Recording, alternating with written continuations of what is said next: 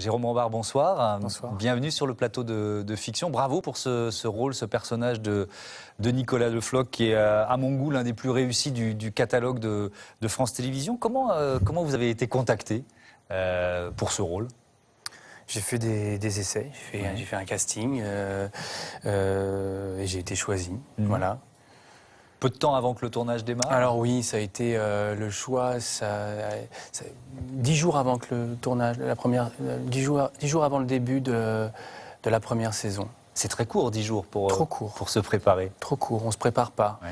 Alors comment ça s'est passé? Vous êtes arrivé, en plus c'est un rôle particulier avec la langue du 18e, avec... Il y avait la langue du 18e, il y avait les combats, il y avait l'équitation aussi, tous les accessoires de ce type de héros, et il fallait les intégrer très vite. On est aussi extrêmement entouré sur un film comme ça. On n'est pas tout seul à incarner. Il y a les costumes qui nous aident, il y a les cascadeurs qui structurent nos positions, qui structurent notre position sur un cheval, notre position dans un combat. Et il y avait aussi cette difficulté du langage, surtout en première saison, parce qu'il y a eu une évolution durant les 5 saisons de Le Floch, même les 6 saisons, au niveau du verbe. Au départ, la langue était beaucoup plus compliquée que les épisodes qu'on tourne actuellement. C'était une des conditions ou revendications, je ne sais pas quel terme employer, de l'auteur des romans, Jean-François Parrot. Il voulait un comédien qui puisse porter cette langue. Je sais pas, il y a une nécessité en tout cas, oui, d'avoir j'imagine d'avoir eu un contact avec des textes dits classiques pour pouvoir incarner avec une illusion de facilité cette langue. Après, c'est pas l'auteur qui voulait ça, je pense que c'est le réalisateur.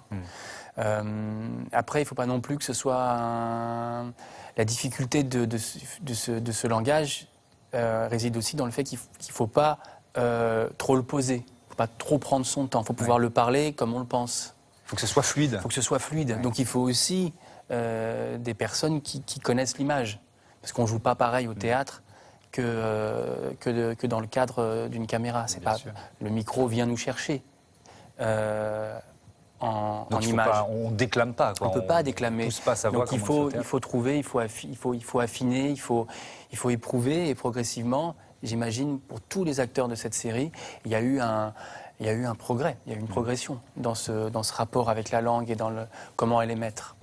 Alors, dans l'épisode qu'on a diffusé ce soir, il est tiré de la 2e saison de Nicolas Le Floch. Est-ce que vous voyez la différence dans votre jeu entre la toute première saison où vous arrivez, vous êtes prévenu 10 jours avant le tournage du premier épisode, et puis la saison 2? Oui. La première saison, je suis arrivé avec une idée que j'ai essayé de pousser pendant tout le tournage. C'était une idée, je m'inspirais des films de Kurosawa. Mais ça, c'était mon petit secret. Et j'essayais, du coup, ça donnait un jeu assez rigide, assez austère. Et en saison 2, après en avoir parlé avec le producteur, on est parti vers une idée d'une forme héroïque plus française. C'est-à-dire, on est parti vers des fanfans à la tulipe, vers cette forme un peu panacheuse du héros 18e. Et voilà, donc on a essayé de le faire sourire, on a essayé de lui donner plus de charme, on a essayé d'aller aussi vers cette idée d'époque un peu libertine. Et on n'avait pas du tout ça en première saison. Alors justement, il y a une scène qui regroupe un petit peu tout ce que vous venez de dire, c'est quand le commissaire enquête chez la tenancière du bordel, disons les mots, incarnée par Claire Nebout. Regardez.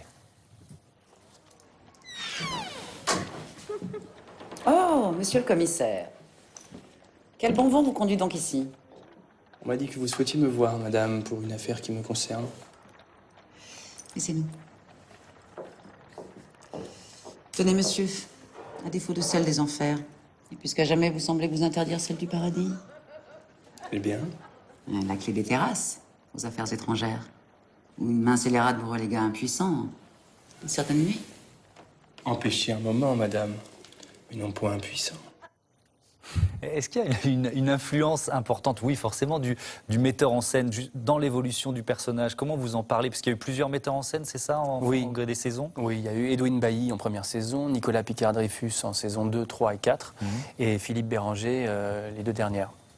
Et donc, c'est dans le dialogue avec le metteur en scène que vous faites un Nicolas Le Floch différent, en fait? Déjà, chaque metteur en scène infuse la fiction, de manière presque inconsciente. Edwin, c'est quelqu'un on va dire, d'assez austère. Nicolas, c'est un immense sourire solaire.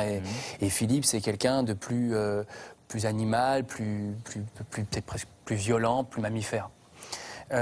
Donc à chaque fois, je m'aperçois que oui, on dit parfois comme ça chez les acteurs de jouer le réalisateur. Il y a un petit phénomène comme ça. On prend du réalisateur. Le réalisateur nous montre les scènes, les vit, il est le premier à les vivre.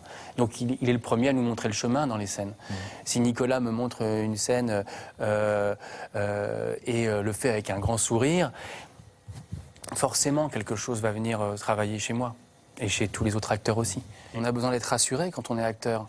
Être acteur, c'est se prêter à un jeu où, surtout à l'image, on n'a pas le retour du public. On ne sait pas l'effet que ça fait. Donc le réalisateur est le premier œil.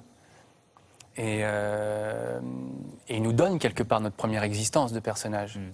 Comment se passent ces tournages? Parce que c'est souvent soutenu, le rythme télévision. C'était le cas sur les tournages de Nicolas Le Floch? Normalement, on fait une fiction d'1h30 pour le cinéma en 8 semaines. Là, on le fait en 4 semaines. C'est-à-dire qu'on fait un film d'époque d'1h30 en 4 semaines, en 2 fois moins de temps qu'un film de cinéma. Donc pour ma part, je suis pratiquement de toutes les séquences. Donc c'est un rythme... Pour moi, je suis dans un tunnel. Le matin, on vient me chercher. Je suis en train d'apprendre mon texte pour les 6 séquences qu'on doit faire dans la journée. Et le soir, je rentre chez moi et je réapprends mon texte pour les 6 séquences de la journée d'après. Et en fait, voilà, tout se succède. J'ai l'impression d'être dans une machine à laver, en fait. Les tournages ont lieu où? Un peu en dehors de Paris, en général, c'est ça? Oui. On va chercher l'époque à 1 heure de Paris, dans les châteaux environnants, ou à Senlis pour les vieilles rues, le vieux Paris, au Mans, à Nemours. Parfois, on a été aussi en Bourgogne, on a été aussi en Dordogne. Vous avez progressé en équitation, en KPP depuis le début de la série? Oui, je crois. Ouais. Oui. On a eu aussi une évolution dans les combats. On parlait de panache. On a eu toute une période avec Nicolas Picard-Dreyfus où les combats étaient des combats très chorégraphiés, mais ils sont toujours très chorégraphiés, mais on va dire avec un peu plus d'acrobatie, un peu plus de brio. Et au fur et à mesure, avec Philippe Béranger, on est rentré dans des combats plus réels, plus courts, plus ramassés, et qui me paraissent aussi maintenant plus juste, plus cohérent par rapport à cette angoisse de mourir avec une épée ou de tuer avec une épée. Voilà. Ce personnage, diffusé à la télévision et donc partagé avec comme ça des millions de téléspectateurs, ça a changé un peu de votre quotidien? Il y a des gens qui vous reconnaissent dans la rue, qui... Oui, ça a changé. La première fois que ça a été diffusé, 5 millions de spectateurs. On me dit ça, je ne sais pas ce que ça représente. Et j'ai peur de descendre dans la rue. Premier réflexe. Je descends dans la rue, il ne se passe absolument rien. Je vais dans le bar à côté de chez moi, et là, il y a une dame qui me dit « Bonjour Jérôme ». Je la regarde, et c'était la bijoutière. Du quartier. Du quartier. Ouais. Je me suis aperçu qu'en fait, la seule différence, c'est que d'un seul coup, les gens pouvaient connaître mon prénom et ce que je faisais. C'est tout. Donc, j'ai retourné la question. Et vous, comment vous appelez-vous? Et finalement, je me mets à connaître toutes les personnes du quartier. Ça, c'est plutôt sympa. C'est très sympa, en fait. Et les lecteurs des romans, vous les croisez parfois? Parce que maintenant, vous êtes le visage, le corps de Nicolas Le Floch pour eux. Oui, alors il y a des croisements drôles, effectivement, dans le métro, comme ça, à pouvoir se pencher sur les quelques lignes qu'une personne est en train de lire. Une personne a le bouquin ouvert comme ça. Et vous êtes là et elle ne s'en rend pas compte? Elle ne s'en rend pas compte, et c'est très drôle, et on se demande qu'est-ce qu'elle imagine comme incarnation. Et voilà, quelque part, au départ, mon premier réflexe, c'était presque de m'excuser de prendre la place de leur imaginaire. Mmh. Et puis après, on m'a fait des très beaux retours, et que ce soit Paro ou que ce soit aussi des lecteurs, des gens qui aiment ce personnage. Alors justement, ce personnage, il revient quand sur les antennes de France Télévisions, les prochains épisodes On a tourné le cadavre anglais en mai dernier. On va tourner Le Noyé du Grand Canal en mai prochain. Et je ne sais pas encore quand France 2 va diffuser ces épisodes-là. Pas encore les dates de diffusion, on les attend avec impatience. Merci beaucoup, Merci. Jérôme Robard, d'être venu sur le plateau de Fiction. Tout de suite, l'actualité avec les experts de C'est dans l'air. Bonne fin de soirée sur France 5. Merci encore.